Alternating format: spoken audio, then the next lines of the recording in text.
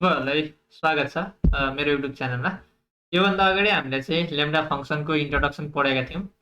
त्योमा चाहिँ मैले हजुरलाई एउटा एक्सर्साइज ल्याएर आउँछु भनेको थिएँ। आज चाहिँ हाम्रो एक्सर्साइजमा बेस हुन्छ अनि एक्सर्साइजमा चाहिँ एकदमै सजिलो क्वेसनहरू छ। सायद एक दुईवटा क्वेसन त योभन्दा अगाडि नै गरिसकेको रिपिट भएको होला।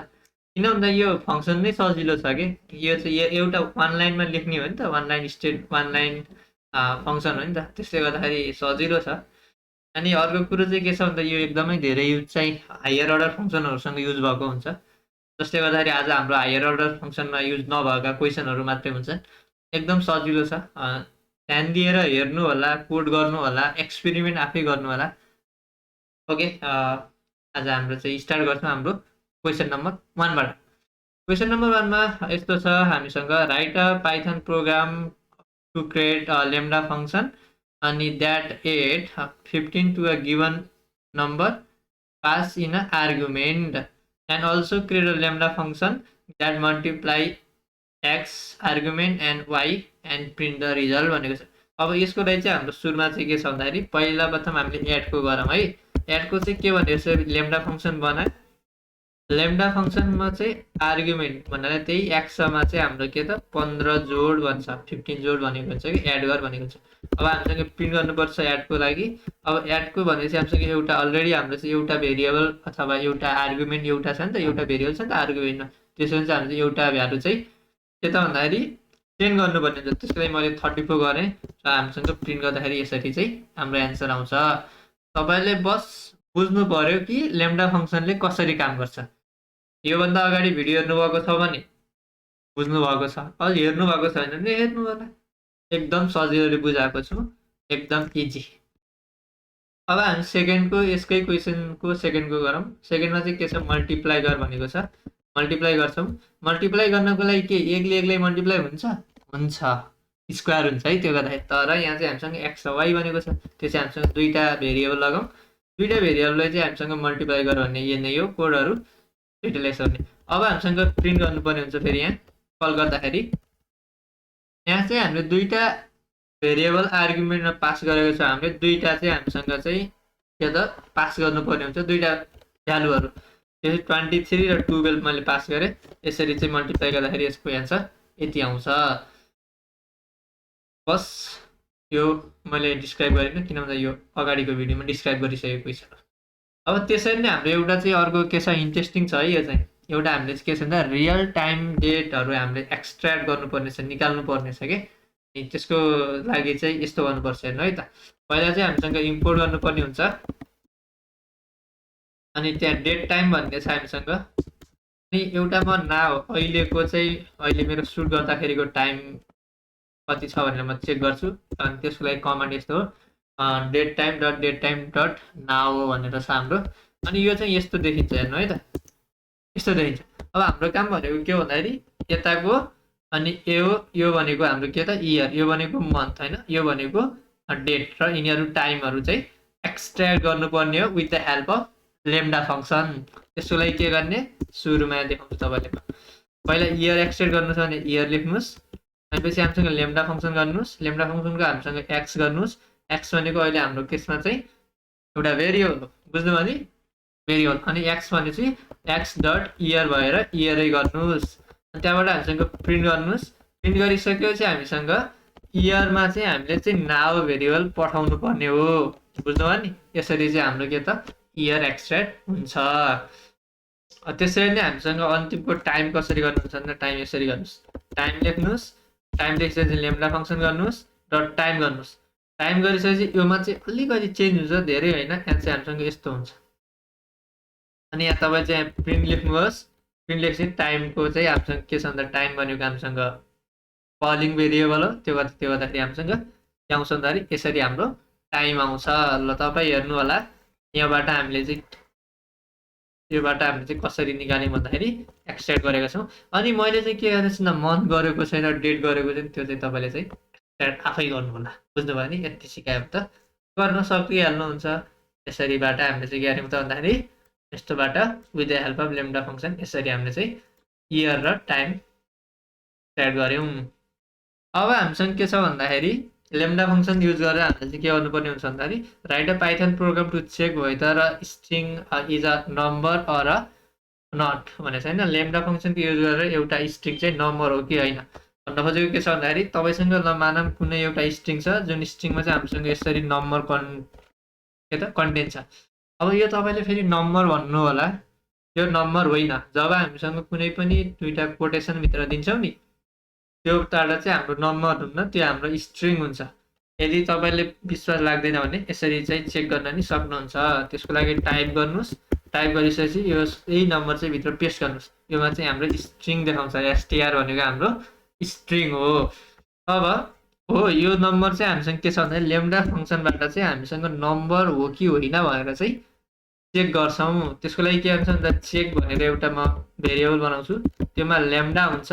लेम्डाबाट एउटा भेरिएबल एक्स मान्छु, यो एक्स भ्यालु भनेको हाम्रो चाहिँ बढीमा गयो, बढीमा गइसकेपछि इज डिजिज अथवा इज न्युमेरिक जे लेख्न सक्नुहुन्छ। अहिले चाहिँ म डिजिज लेख्छु, यस्तो यति simple.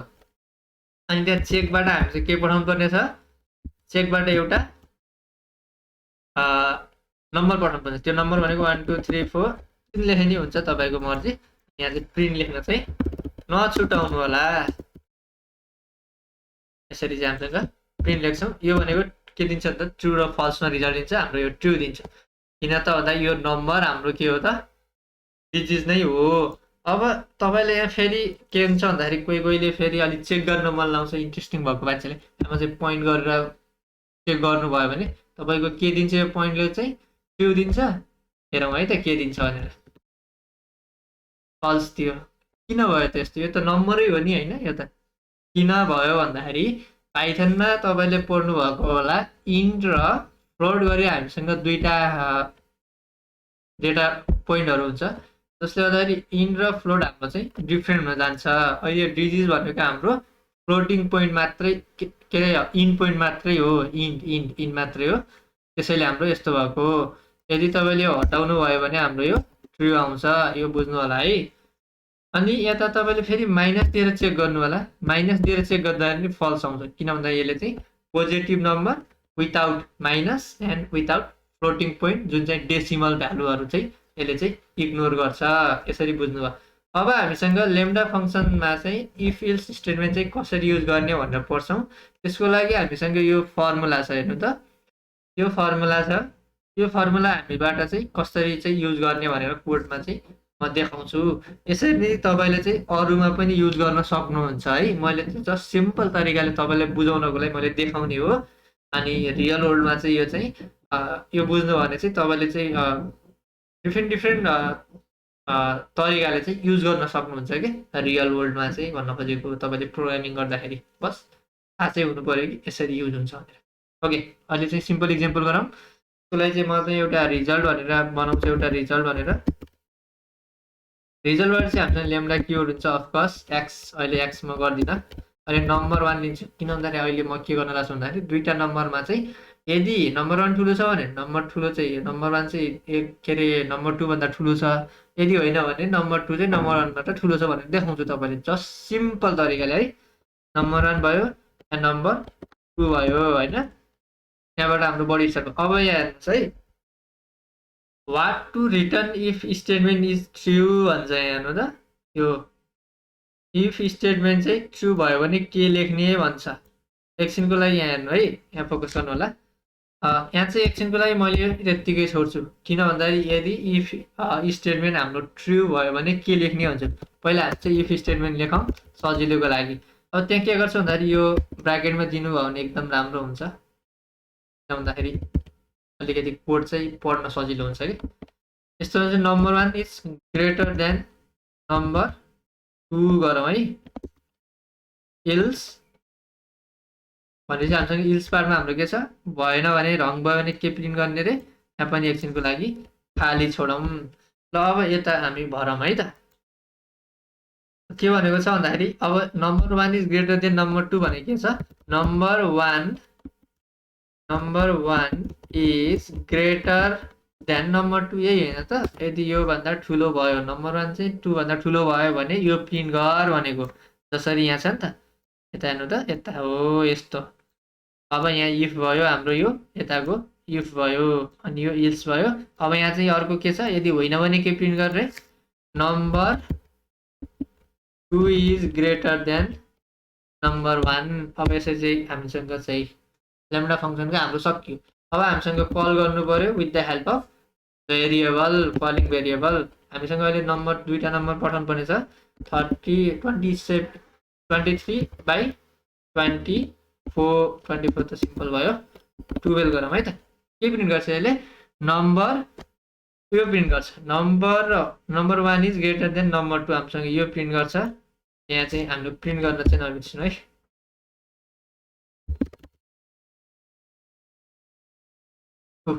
Number 1 is greater than number 2। यदि तपाईँले यहाँ चाहिँ नम्बर यदि 2 गर्नु भने इल्स प्रिन्ट हुन्छ, जुन चाहिँ यहाँनिर छ यो भयो।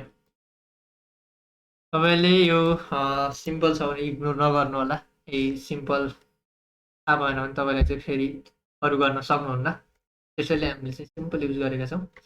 अब अर्को कुरो के छ भन्दाखेरि हामीसँग ल्याम्डा फङ्सन चाहिँ लिस्ट कम्प्रिहेन्सनको भित्र पनि युज गर्न सक्छौँ के। तपाईँले मेरो लिस्ट पढ्नु भएको छ कि छैन, लिस्ट कम्प्रिहेन्सन यदि पढ्नु भएको छैन भने हाइली रिकमेन्डेड छ त्यो भिडियो पनि। यिनीहरू सबै हाम्रो चाहिँ डेटा साइन्सको फिल्डमा एकदमै युज हुने कुराहरू हो, त्यसैले मैले चाहिँ यिनीहरू पढाएको।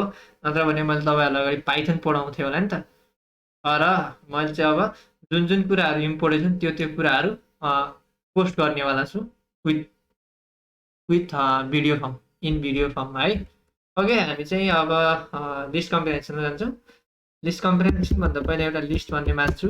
त्यो लिस्ट भनेको हामीसँग सुरुमा भनेको हामीसँग लिस्ट कम्प्रिहेन्सनको स्ट्यान्डर्ड फर्मुला लेख्नुपर्ने हुन्छ। स्ट्यान्डर्ड फर्मुला के हो भन्दाखेरि तपाईँले चाहिँ भनेर थाहा पाउनको लागि चाहिँ मेरो लिस्ट कम्प्रिहेन्सनको भिडियो हेर्नु होला। अब हामीसँग यहाँ नम्बर गर्छु, म पर गर्छु, नम्बर गर्छु, इन गर्छु, रेन्ज गर्छु 1,5 गर्छु। यो भयो हाम्रो स्ट्यान्डर्ड फर्मुला। अब स्ट्यान्डर्ड फर्मुला भन्दाखेरि स्ट्यान्डर्ड फर्म भयो। अब हामीले चाहिँ के हुन्छ, ल्याम्डा फङ्सन योमा राख्ने हो। अब ल्याम्डा फङ्सनको स्ट्यान्डर्ड लेख्नु होला। ल्याम्डा फङ्सनको स्ट्यान्डर्ड ल्याम्डा किवर्ड अनि एक्स छ। अहिले एक्स भनेको हामी के गर्नुपर्छ त भन्दाखेरि यहाँ नम्बर आएको हुन्छ है, नम्बर भनेको यहाँ नम्बर गर्नुपर्ने हुन्छ। अब हाम्रो बडी स्टार्ट अब एक्स भन्ने हो नि त, एक्सलाई चाहिँ के गर्नु पर्यो हामीले, अब एक्सको चाहिँ म अहिले स्क्वायर गर्छु, धेरै गर्दैन, म चाहिँ स्क्वायर गर्छु है, यस्तो गर्नुपर्ने हुन्छ। अब यसले चाहिँ के गर्छ त भन्दाखेरि तपाईँले एउटा लिस्ट बनाउँछु म, अब यस्तो भन्छ। यदि अब हामीले यसले फङ्सन रिटर्न गर्छ, तपाईँले म देखाउँछु। अब फङ्सन रिटर्न गर्छ एकछिन रन गर्दाखेरि, यहाँ चाहिँ त्योभन्दा पहिला म चाहिँ यहाँ तपाईँले पहिला म रनै गर्छु। यसरी चाहिँ हाम्रो फङ्सन बन्छ। यता फङ्सन देख्नुभयो है, यहाँहरू चाहिँ लिस्ट कम्प्रिहेन्सनभित्र फङ्सन भन्छ। अब यो चाहिँ देखाउनको लागि मैले योभन्दा अगाडिको भिडियोमा नि भनेको छु, लिस्ट यसरी फङ्सन बनिसकेपछि कसरी देखाउने भनेको छु, त्यो भिडियो हेर्नु होला। अब हामीसँग फर लगाउँछौँ, आइटम गर्छौँ, इन लिस्ट गर्छौँ, अनि प्रिन्ट गर्छौँ, अनि यहाँबाट चाहिँ हामीसँग आइटम गरेर हामीसँग यस्तो गर्छौँ, यसरी हुन्छ। ओके, अब हाम्रो पालो भनेको यो कसरी आयो भन्ने कुरो हुन्छ है। सुरुमा भनेको यसले हामीसँग 1 देखि 4 सम्म नम्बर प्रिन्ट गर्छ। यो त्यो भनेको हाम्रो यहाँ स्टोर हुन्छ, बुझ्नुभयो नि। अनि यो स्टोर भएको कुरा चाहिँ यता एक्सलाई दिन्छ। अनि यो एक्स भएपछि हाम्रो एक्सको भ्यालु जस्तै 1 भयो भने त यता 1 गयो, 1 को स्क्वायर कति हुन्छ, 1 हुन्छ।